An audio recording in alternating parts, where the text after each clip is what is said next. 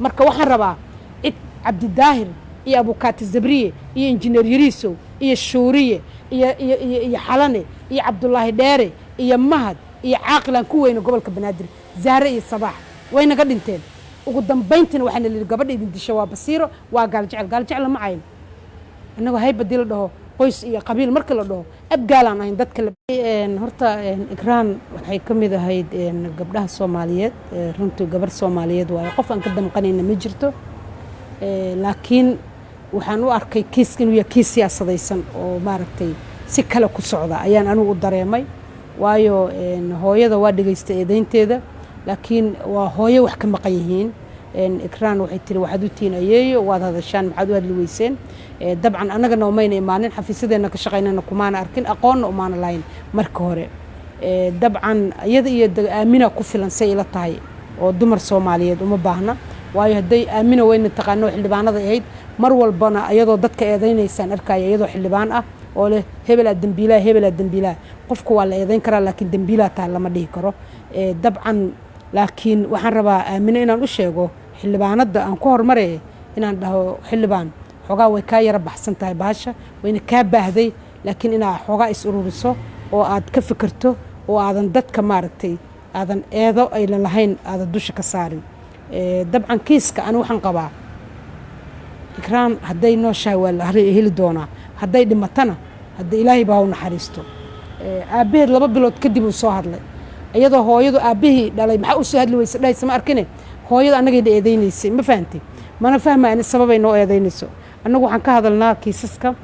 gabdhaha tacdiyada iyo dhibaatada loo geysto ama hadduu yahay kufsi hadduu yahay jirdil haddii maaragtay qoys danyar ah hadduu roob iyo dabayl yimaadaan laakiin kiis maxkamaddii aan geynay markii ugu horreysan daawaday kiiska maxkamadda galanka furnay dheheen kiis maxkamad la geeyey waxaan uga hadla maba aqaan ba anugu because it's a criminal case lama amniya shuqul ku leh baarisa shuqul ku leh markuu dhammaaday kadib ayaa laga hadli karaa waan dhihi karnaa maxkamadda waxay qaaday xukun cadaalad darro ah laakiin kiis marka horeba lala orday meel kala geeyey aan garanayn daahir amiin jeesow oo markii ugu horreysa ka hadlaayana aan arkayay ayuu ahaa wixii la dhahayay na dhaaf ikraan lama dhalan na dhaaf dee adeerkeeda dili na dhaaf ani maxaa meesha igelinaayo ayagaa marka waxaan malaynaa waa dad waxbaa qaldan wixii qaldan waqtigaa sixi doono marka anu waxaan rabaa inaan uga gaabsado oon dhaho gabadha walaasheeya ikraan way naga wada maqan tahay aniga iyo batuulana wax nagu gaara haddaan dhaan ikraan aawe hadda ma helayno adigaa nagu filan adiga wad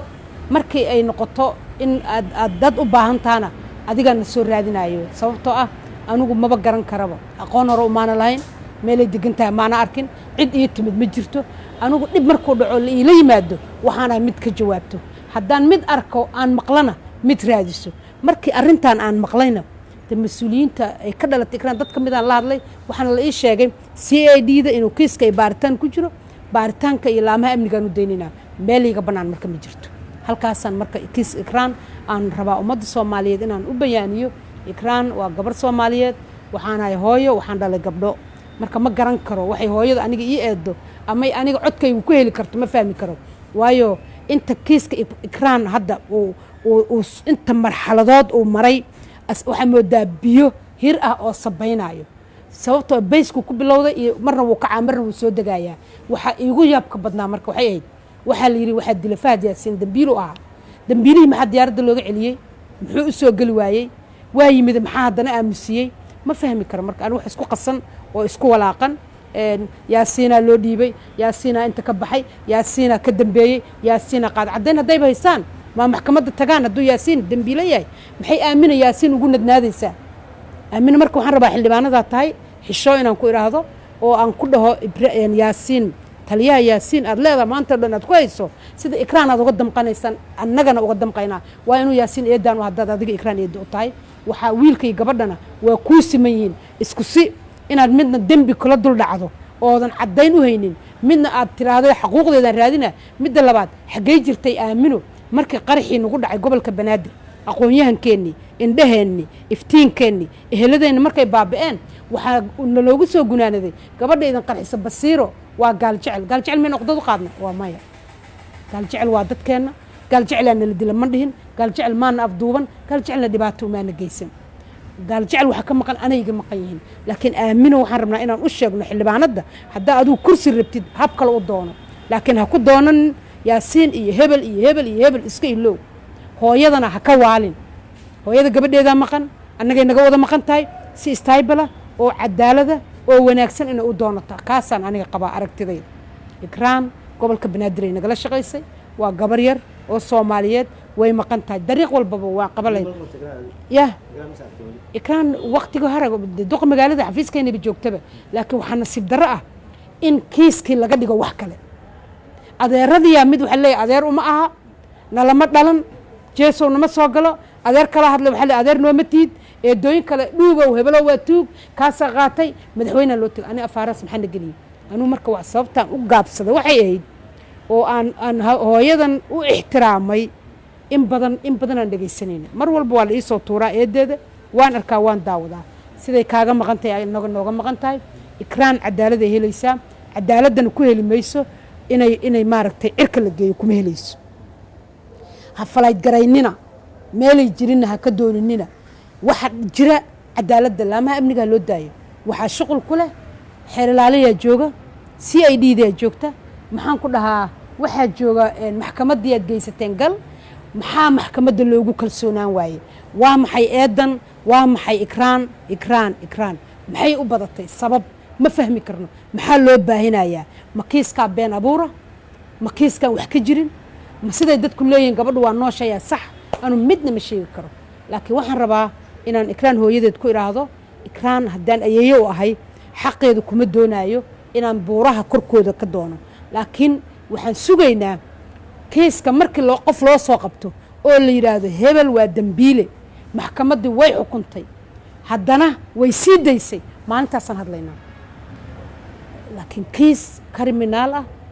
oo la leeyahay waa sarkaalad hay-ad ka tirsan oo hay-addeedii lagu eedaynayo dee eedaynta iyo dacwadda wada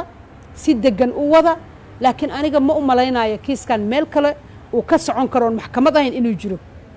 qabiil uma baahna qof kale uma baahna dood uma baahna cid allaal ciddaa tuumaysaan waa muwaadin soomaaliyeed waa la eedayn karaa laakiin hebelaa dambeeyey iyo hebelaa qaaday iyo hebelaa dila iyo waxba aamino uma samaynayso aamino waxaan leeyahay marka waxba guuxaaga ha ka dheeraynin hadday gabadha kaa maqanta way naga wada maqan tahay aniga iyo batuulana hooyada waxaan rabaa inaan u sheego batuulo Sheekh Axmed Gabalaya aniga gabadha haddaan ayeeyo u nahay ayeeyan u nahay habaryarna waan u nahay eedana waan u nahay sababtaan u aamusnana dee idinkaa la rabaa inaad isweydiisaan wax isku dhabaqsan anaga ma soo dhexgeli karno oo aan garanayn waxa sida yihiinba ma naqaanba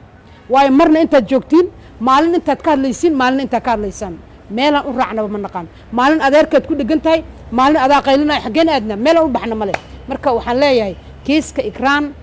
kama fiicna intii Soomaaliyeed oo dhimatay oo baaba'day masiibadii gobolka Banaadir ka dhacday aamino iyo islaamaha meesha jooga oo weerka cad xirtay ikraan hooyadeed xaggee jirtay maalintaas miyay weer cad soo xirata noomay soo xiranin macal asaf marka waxaan rabaa cid Cabdidaahir iyo Abukaati Zabriye iyo injineer Yariisow iyo Shuuriye iyo Xalane iyo Cabdullaahi Dheere iyo Mahad iyo Caaqilan ku weyn gobolka Banaadir Zaare iyo Sabax way naga dhinteen ugu dambeyntina waxaan la gabadha idin disho waa Basiiro waa gaal jecel ma ayn annagu hay badil dhaho qoys iyo qabiil marka la dhaho abgaalaan ahayn dadka la baabiyay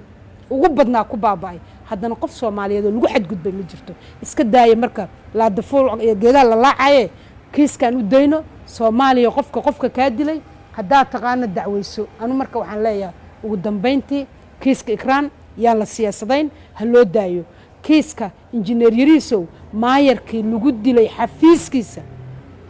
ee ugu dambeyn la yiri gabadha idin dishay waa gabadhaas ee aan cid bini aadana loo soo qabanin qofna waxba loo yeelin aamina way joogtay xildhibaanada macal asaf nalamaadan barooran noomaada damqan nalamaada qaybsan murugada maxaa maantay midda kale maana arkin ayadoo hadlayso markii wala weyn dadka lagu gubaayo la leeynaayay xildhibaanada ahayd xildhibaan Naciima idin ka hadlaayay hal maalin ma arkin aamina ayadoo hadlayso aamina hadda ma weerka waxa u soo xiranaysa ikraan haddaa jilaysid iyo haddaad jilaynba ikraan waa gabar Soomaaliyeed ha nacsiinin dadka hana isku dayin inaad weerarto cid ka maaragtay adiga aadan xaq u lahayn inaad adigu eedayso marka waxaan rabaa inaan ku dhaho tali Yaasiin ikraan eedada u tahay Yaasiinana eedadiisa waana mahadsantahay